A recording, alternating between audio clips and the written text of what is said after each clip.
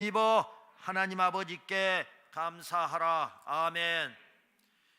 오늘 수요일 예배에 나와서 대면으로 예배드리는, 또 가정에서 영상으로 예배드리는 모든 성도들의 가정 위에 하나님의 크신 은혜가 함께 하시길 주님의 이름으로 축복합니다.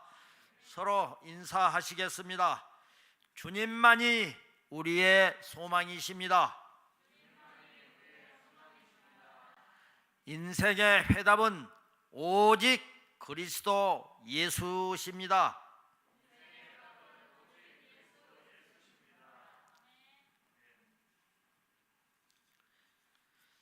샘 안양병원 박상은 원장의 간증 내용입니다.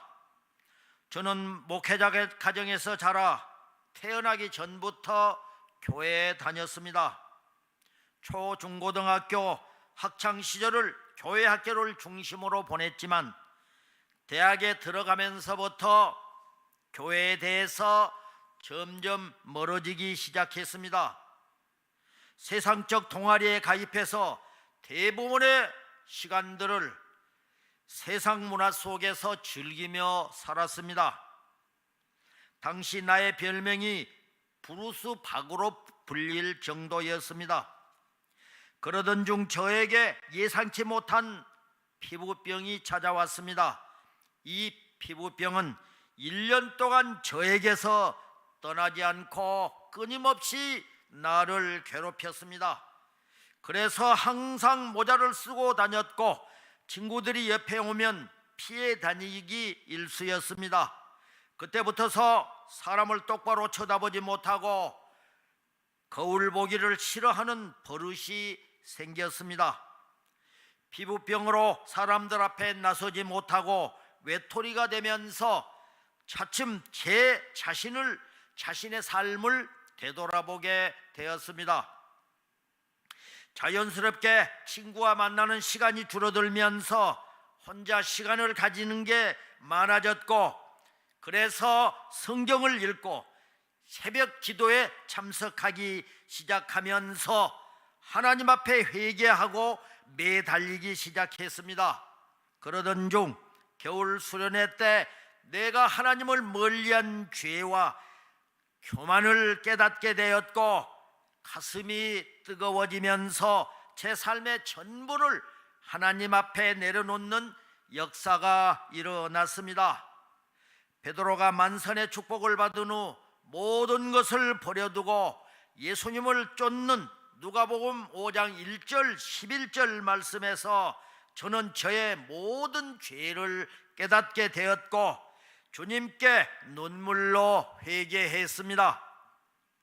그런 고백이 있은 다음 날 신기하게도 거짓말같이 비닐이 다 벗겨지고 피부가 깨끗해지면서 피부병이 완전히 사라졌습니다. 그동안 의사였던 형을 통해서 계속 치료를 받아도 전혀 차도가 없었던 피부병이 거짓말같이 사라진 것입니다. 저는 이 시점을 진정한 신앙의 회복이자 제 인생의 터닝 포인트라고 생각을 합니다. 이 일의 계기로 모든 것에 의미가 있다는 것을 새삼 깨닫게 되었습니다. 그것이 고통일 수도 있고 어려움일 수도 있지만은 하나님이 무언가 나에게 말씀하시려는 메시지가 있기 때문에 궁극적으로 합력하여 선을 이루신다는 사실을 깨닫게 되었습니다. 누가복음 6장 6절 8절에서 말씀합니다. 그렇게 하니 고기를 잡은 것이 심히 많아 그물이 찢어지는지라 이에 다른 배에 있는 동무들에게 손짓하여 와서 도와달라 하니 그들이 와서 두 배 채움에 잠기게 되었더라. 아멘. 그가 예수님을 인격적으로 다시 만나고 그의 삶이 완전히 바뀌었습니다. 그래서 그의 삶 전부를 하나님 앞에 내려놓고 온전히 하나님 앞에 헌신하며 하나님 앞에 쓰임받는 일꾼으로 살아가기를 소망하면서 기도하며 살았습니다. 성경에는 38년 동안이나 병을 앓으면서 세상 사람들로부터서 외면을 당했고 절망으로 고통받았던 한 사람이 예수님을 만난 후에 그의 삶이 바뀐 베데스다 연못가의 기적이 요한복음 5장에서 나옵니다. 요한복음 5장 2절 4절을 함께 읽겠습니다. 예루살렘에 있는 양문 곁에 히브리 말로 베데스다라 하는 못이 있는데 거기 행각 5이 있고 그 안에 많은 병자, 맹인, 다리 저는 사람, 혈기 마른 사람들이 누워 물의 움직임을 기다리니 이는 천사가 가끔 못에 내려와 물을 움직이게 하는데 움직인 후에 먼저 들어가는 자는 어떤 병에 걸렸든지 낫게 되밀러라. 거기에 38해 된 병자가 있더라. 아멘. 2000년 전 베데스다 연못가. 베데스다는 자비의 집, 긍휼과 사랑의 집이라는 뜻입니다.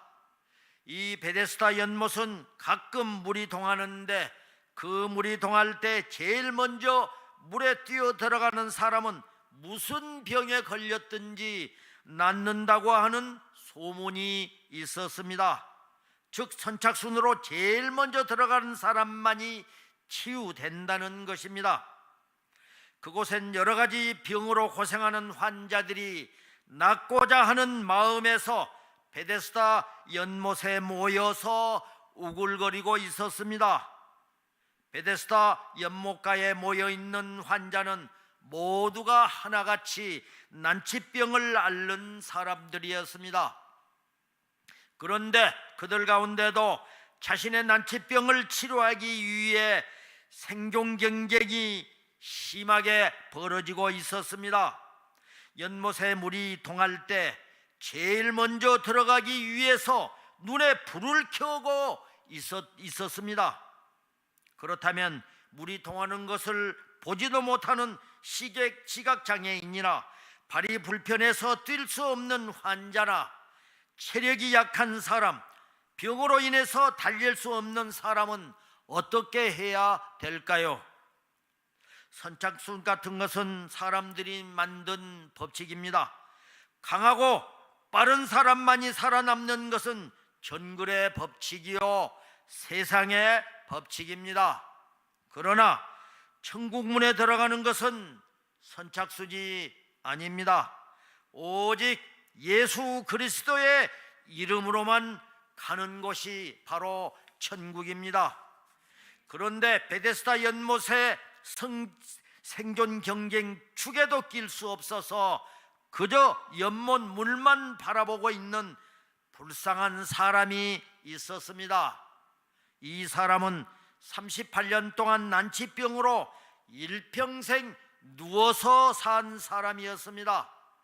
그는 물이 동할 때 베데스다 연못에 들어가는 것에 온 희망을 걸고 살았지만은 연못 주위에는 그저 서로 먼저 들어가기 위한 경쟁과 견제만 가득한 곳이었기에 기다리다 지쳐서 희망이 실망으로 변했고 실망이 절망으로 또 절망이 원망으로 변해서 삶의 의욕을 잃어버리고 산 사람이었습니다.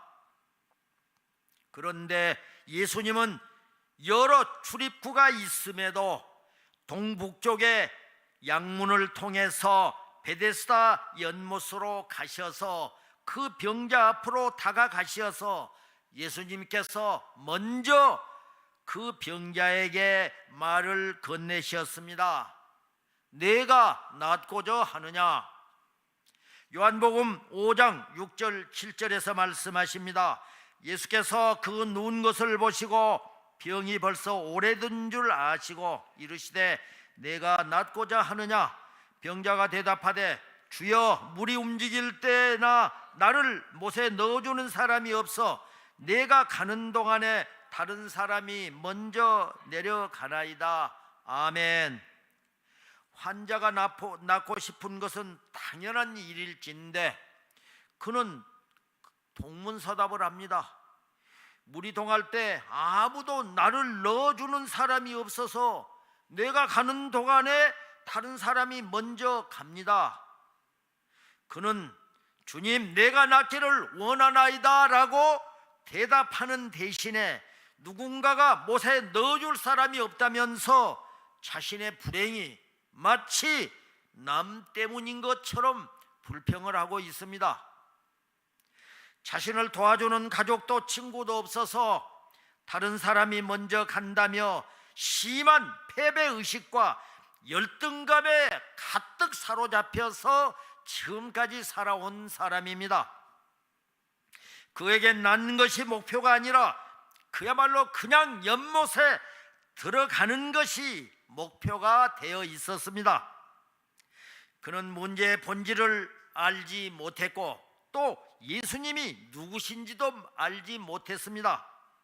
예수님의 치유의 능력도 이해하지 못했지만은 예수님은 그의 무지와 불평도 아랑곳하지 않으시고 38년 된 그의 병을 말씀 한마디로 고쳐주셨습니다. 할렐루야.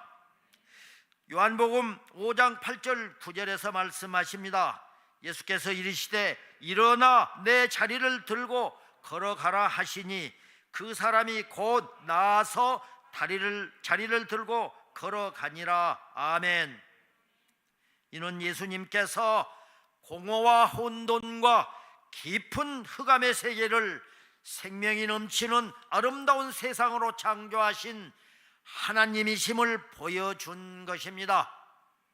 예수님은 베데스다와 같은 이 세상에 오셔서 38년 된 병자와도 같은 우리를 구원하시고 살리시고 또 걸어가도록 하시었습니다.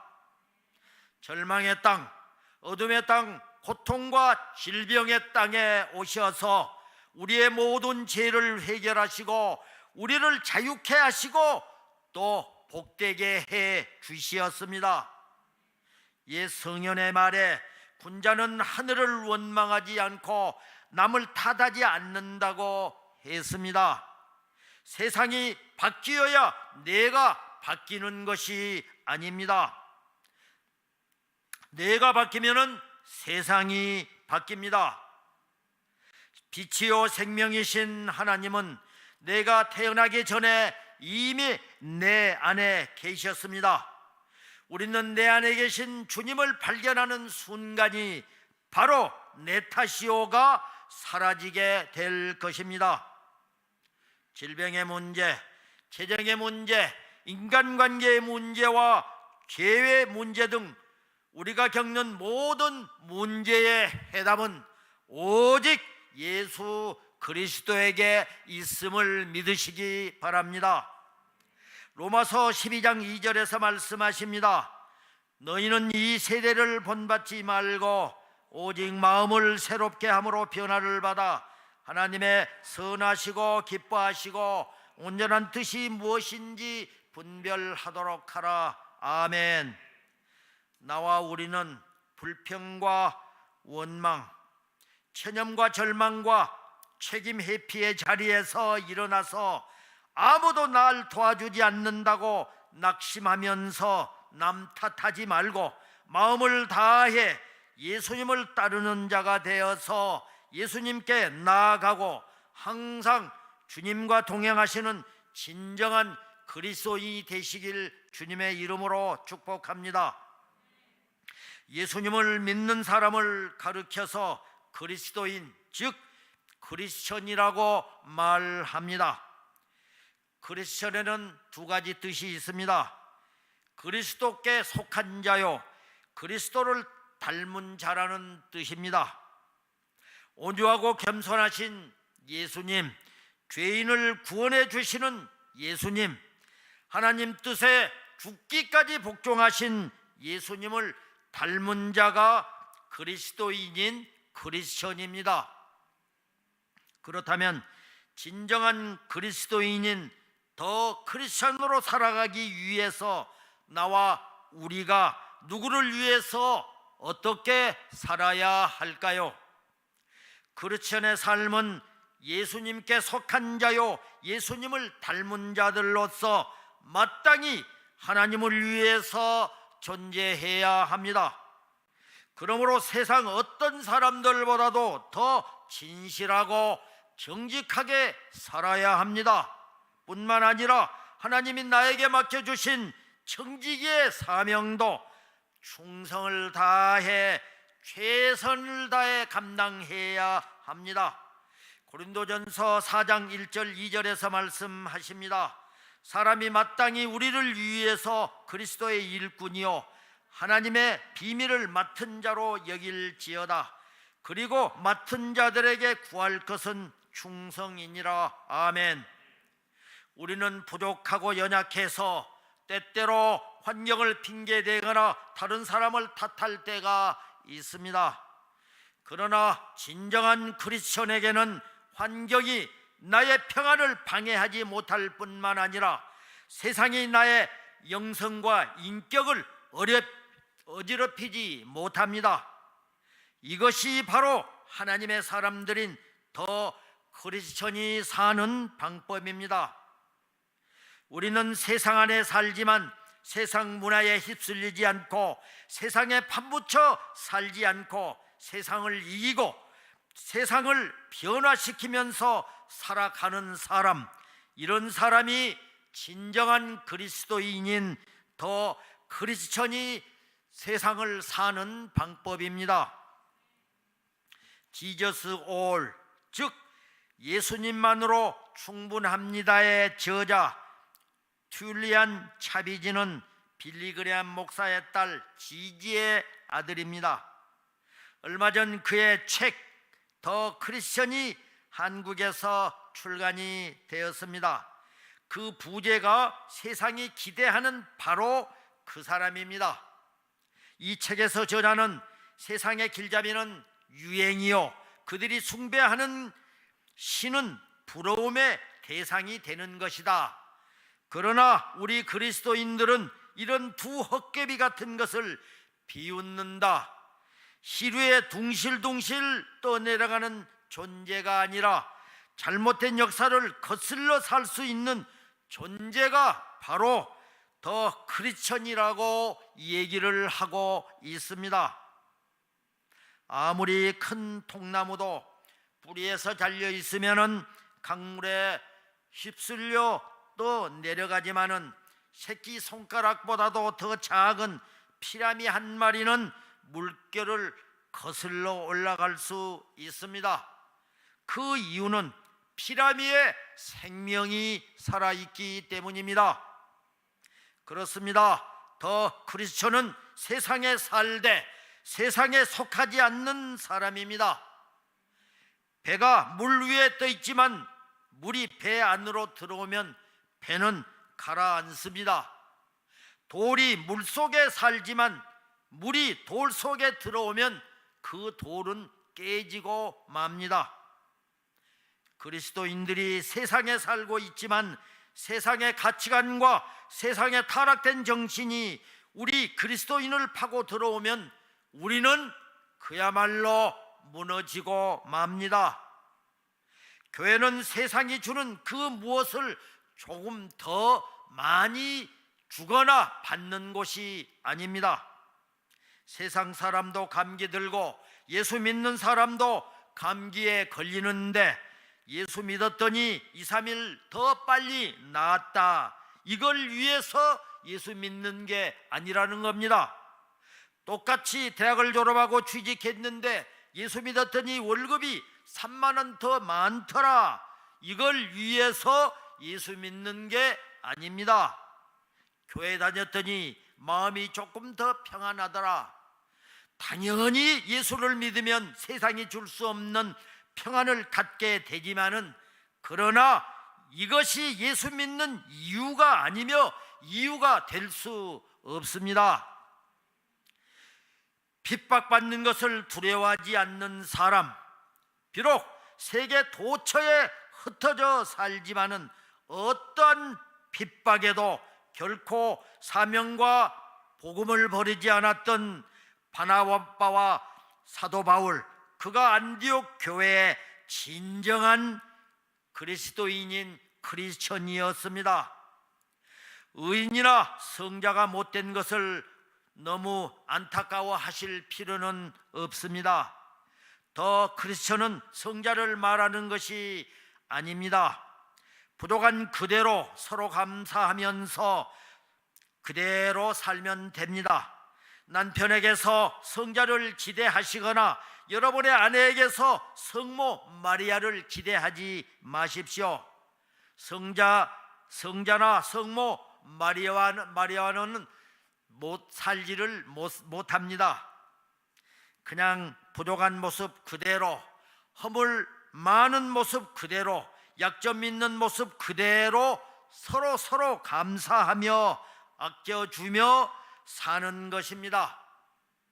우리들 속에 너무 의인이 크게 자리 잡고 있어서 예수님보다 더 의인이 되어서 주변 사람들을 비판하고 한국 교회가 모자람 투성이고 다 썩었네 욕하고 비판하고 다닐 만큼 우리가 의인이 되려고 하지 말라는 것입니다.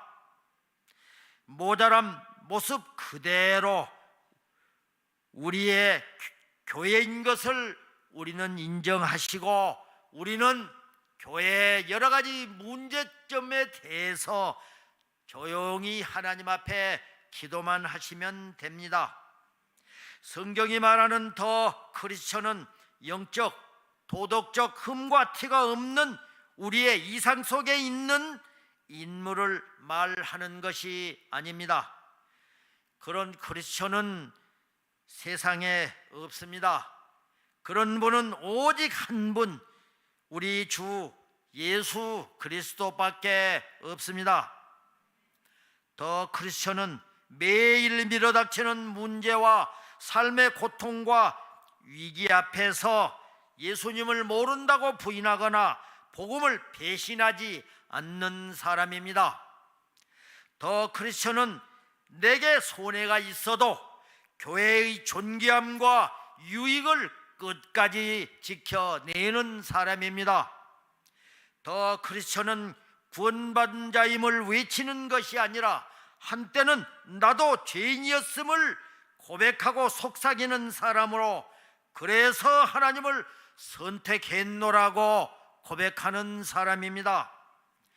더 크리스천은 교만한 마음으로 자랑하는 것이 아니라 여전히 실수하는 자임을 인정하면서 그래서 하나님의 도움이 필요하노라고 고백하는 사람입니다.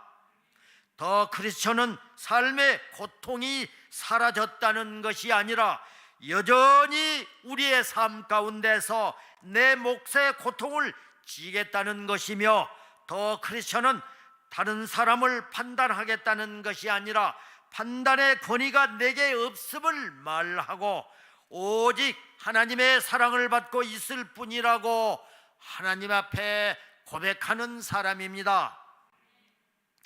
요한일서 5장 3절 4절에서 말씀을 하십니다. 하나님을 사랑하는 것은 이것이니 우리가 그의 계명들을 지키는 것이라. 그의 계명들은 무거운 것이 아니로되 무릇 하나님께로부터 난 자마다 세상을 이기느니라. 세상을 이기는 승리는 이것이니 우리의 믿음이니라. 아멘. 오늘 본문에서는 사도 바울이 성령의 감동을 받아 골로새 교회에 편지를 쓰면서 그리스도인들이 이 세상에서 어떤 마음으로 살아야 하는가에 대해서 교훈하는 내용입니다. 첫째, 예수님으로 자신을 단장하는 삶을 살라고 말합니다. 본문 12절을 읽겠습니다. 그러므로 너희는 하나님이 택하사 거룩하고 사랑받는 자처럼 긍휼과 자비와 겸손과 온유와 오래 참음을 옷 입고. 아멘. 그리스도인들이 마땅히 지녀야 할 기본적인 특성들을 설명하고 있습니다. 그런데 이 부분에 언급된 특성들은 사실상 사랑에 대한 다양한 표현드림을 알 수 있습니다.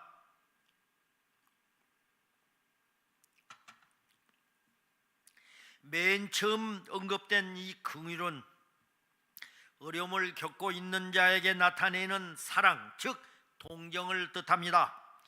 그리고 자비는 친절과 상냥함 등의 의미를 지니고, 그리고 이처럼 긍휼과 자비와 연민의 뜨거운 동정과 부드러움으로 고난당한 자와 이웃을 찾아가는 것은 성도가 마땅히 하나님의 사랑으로 단장하는 것입니다. 그리고 겸손은 신약에서는 이웃을 섬기는 사랑의 정신을 가리키는 용어로 사용되었습니다. 그리스도인들은 예수님의 성품인 겸손을 항상 마음에 품어야 합니다. 빌립보서 2장 3절 8절에서 너희 안에 이 마음을 품으라 곧 그리스도 예수의 마음이니 라고 말씀하십니다. 한편 온유는 이웃의 무례함과 거친 태도에 대해서 관용을 보이는 것을 의미합니다. 구약에서는 모세가 이 성품의 대표자이며 신약에서는 예수 그리스도가 이 성품의 대표자임을 민수기 12장 3절과 마태복음 11장 29절에서 증언합니다. 그리고 오래 참음은 지치지 않는 사랑, 또한 무한정 용서하는 사랑을 뜻합니다. 이것은 하나님의 성품이며 또한 모든 그리스도인들이 당연히 지녀야 할 덕목이요 덕성인 것입니다. 이 세상은 날이 갈수록 인심이 더욱 흉악해지고 있습니다. 거기에 코로나의 장기화로 우리의 일상이 정지된 상태에서 비대면 거리 두기로 이웃들과의 마음이 점점 더 멀어지고 있습니다. 우리는 마치 삭막한 광야 같은 고독과 외로움 속에 살아가고 있는 것 같습니다. 이런 상황에서 우리 그리스도인들은 예수님의 향기를 더욱더 발해야 하며 또한 믿음과 사랑으로 따스함과 훈훈함을 이웃에게, 모든 사람에게 전해야 할 것입니다. 이러한 삶을 사시는 우리가 되시길 주님의 이름으로 축복합니다. 둘째로, 사랑으로 온전히 띠매는 삶을 살라고 합니다. 본문 13절 14절을 함께 읽겠습니다. 누가 누구에게 불만이 있거든 서로 용납하여 피차 용서하되 주께서 너희를 용서하신 것 같이 너희도 그리하고 이 모든 것 위에 사랑을 더하라. 이는 온전하게 매는 띠니라. 아멘. 본문은 모든 사람들과의 관계에서 어떤 자세를 취해야 할 것인가를 말씀하고 있습니다. 우리 주변에 보면 그리스도인의 생활이 건전하지 못해서 또 이웃과의 불화로 인해서 세상에 빗댄 사명은커녕 하나님의 영광을 가리는 경우를 보기도 합니다. 본문에서는 누가 네게 불만이 있거든 서로 용납해서 피차 용서하되 주께서 너희를 용서하신 것 같이 너희도 그리하라고 말씀을 하십니다. 서로 용납하여 피차 용서하되는 상대방이 어떻게 나오든 한결같이 온유한 마음으로 대한다는 뜻입니다. 그리고 용서는 사랑의 시작입니다. 이와 같은 사람에 대한 모든 미덕들은 우리가 그리스도께 속한 자요 그리스도를 닮은 자로서 온유하고 겸손하신 예수님, 하나님의 뜻에 죽기까지 복종하신 예수님 말씀에 순종하며 우리는 살아야 합니다. 또 이 모든 것 위에 사랑을 더하라. 이는 온전하게 매는 띠니라고 말씀하십니다. 그만큼 사랑은 모든 것을 이기고 죽은 것까지도 살리는 힘이 있음을 말하고 있습니다. 지금 우리들에게 사랑이란 무엇입니까? 내가 아닌 가족과 이웃을 소중히 여기는 삶이 되어야 합니다. 이웃과 다른 사람의 아픔이 내 아픔보다도 더 느껴지는, 더 깊게 느끼면서 사는 삶을 살아야 합니다. 그를 살리기 위해서 내가 희생할 수도 있다는 그러한 삶이 되어야 한다는 것입니다. 세계 정복을 꿈꾸다가 실패한 프랑스 나폴레옹이 세인트 헬레나 섬에 귀양 가서 했던 말입니다. 나는 수백만 명의 대군으로 세계 정복에 실패를 했는데 나사렛 예수는 한 사람의 병정도 없이 온유한 사랑만으로 이 세상을 정복했다 하고 고백했습니다. 할렐루야. 셋째로 화평을 누리는 성도의 삶을 살라고 합니다. 본문 15절을 함께 읽겠습니다. 그리스도의 평강이 너희 마음을 주장하게 하라. 너희는 평강을 위하여 한 몸으로 부르심을 받았나니 너희는 또한 감사하는 자가 되라. 아멘. 예수 믿고 변화된 성도들이 세상 사람들과 다른 점이 무엇입니까? 그것은 오늘 본문 말씀처럼 긍휼과 자비와 겸손과 온유와 오래 참음으로 용서하는 삶을 살라는 것입니다. 주님이 베푸신 그 사랑을 나도 가족과 이웃과 사람들에게 실천하고 그들에게 베풀 때 상황이 어떠하든지 감사와 기쁨이 넘치는 삶 속에서 살아갈 수 있습니다. 그런데 변화된 성도의 삶은 세 가지로 나타납니다. 그 첫 번째가 그리스도 안에 있는 사람들은 평안으로 항상 가득한 삶을 살게 됩니다. 즉 그리스도께서 주시는 평안으로 말미암아 균형 잡히고 안정된 생활을 누릴 수 있습니다. 그리스도의 평강이 너희 마음을 주장하게 하라는 말씀은 그리스도께서 세상에 오신 목적이 참된 평강을 주시기 위함이며 이것은 세상에서는 얻을 수 없고 오직 하나님을 통해서만 얻을 수 있습니다. 두 번째로 다른 그리스도인들과 참된 친교의 관계를 유지하는 것입니다. 이웃사촌이라는 말이 있습니다. 그래서 우리 기독교에서는 예수 그리스도 안에서 서로를 형제 자매 또는 어머니요 모친이라고 부릅니다. 시편 133편 1절에서 말씀합니다. 보라, 형제가 연합하여 동거함이 어찌 그리 선하고 아름다운고. 아멘. 세 번째로 감사하는 생활로 일관하며 살 수가 있다는 것입니다. 감사하는 자에게는 하나님의 은혜가 더욱 풍성히 임하는 법입니다. 불평과 원망으로 가득 찬 이 세대에 감사는 우리 하나님의 백성들에게 주시는 하나님의 축복이고 또 축복입니다. 신앙생활을 통해서 우리는 삶의 신선한 활력소가 되는 감사를 누릴 수도 있습니다. 감사는 현대병을 이기는 가장 좋은 면역체이면서 또 보약이 되기도 합니다.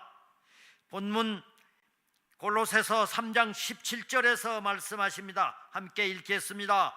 또 무엇을 하든지 말에나 일에나 다 주 예수의 이름으로 하고 그를 힘입어 하나님 아버지께 감사하라. 아멘. 그리스도인은 믿음으로 말미암아 옛사람이 이미 죽었습니다. 새 사람으로 우리는 살아가고 있습니다. 그러함에도 아직까지 우리가 옛사람의 모습이 가끔 그대로 발견되는 추한 모습이 나타나곤 합니다.